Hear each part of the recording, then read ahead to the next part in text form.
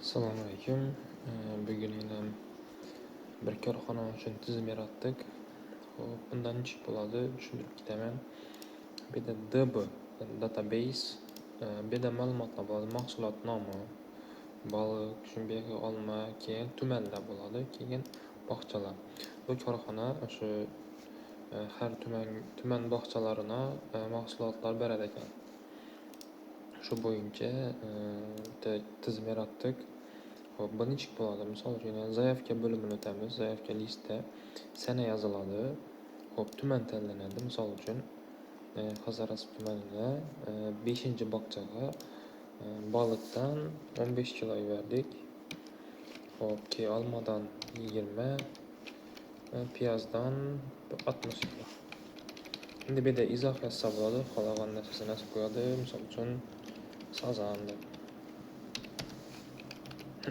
Keyin buni bu yerda shu galochkani bosadi, biz avtomatik bu yana qo'shiladigan jamiga o'tsa, o'sha oxiriga kelib qo'shilib turadi. 8-noyabrda Hazorasp tumani 5-bog'chasini baliq, olma, piyoz tarqatildi. Baliq 15 kilo, sazan ekan.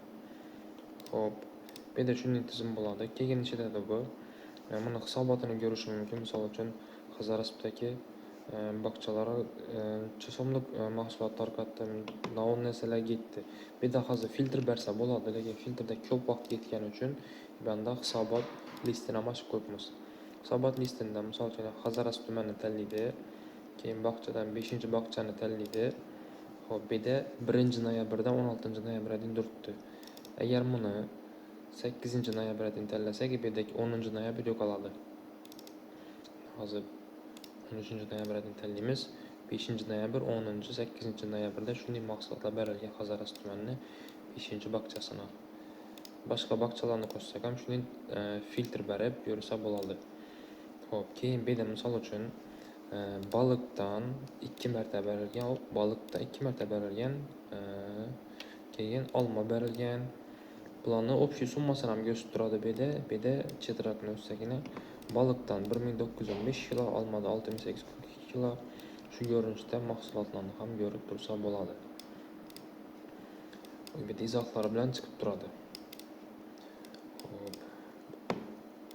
Bu kichkina tizimimiz ular avtomatik bo'lish uchun shunday shu yerda qilib berdik.